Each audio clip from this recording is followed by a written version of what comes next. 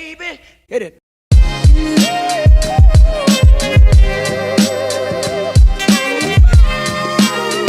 Bonjour à tous, je suis heureux de vous retrouver ici sur les hauts du Lavaux afin de vous parler d'un sujet qui nous concerne tous, qui est la TVA.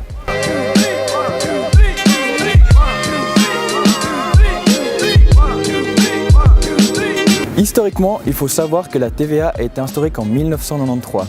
En effet, à cette date, elle a remplacé l'ICHA, l'impôt sur le chiffre d'affaires, qui avait lui été voté en 1939 et 1940 et prélevé pour la première fois le 4e trimestre de 1941.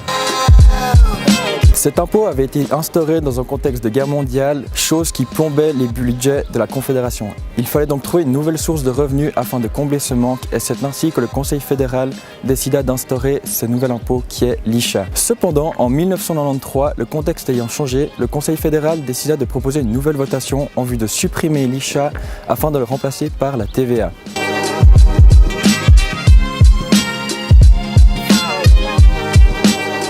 Le principal changement qu'a apporté la TVA face à l'ICHA était que la TVA sur les investissements était dorénavant récupérable et que tous les prestataires de services étaient dorénavant soumis à cette taxe, chose à laquelle ils n'étaient pas lors de l'ICHA. Concrètement, de nos jours, quelle place occupe la TVA dans le budget de la Confédération et à quoi sert-elle? Il faut savoir que sur les 67 milliards de recettes annuelles de la Confédération, près du tiers provient de la TVA. En 2016, ça a représenté 22,6 milliards de francs, soit 62 millions de revenus quotidiens.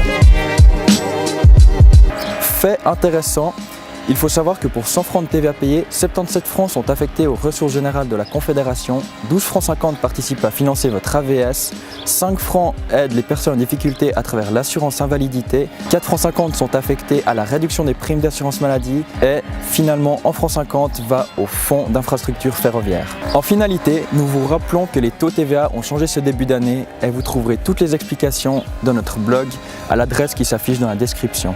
Toute l'équipe de Plus Fiduciaire se tient à votre disposition pour de plus amples précisions et vous souhaite un beau début d'année.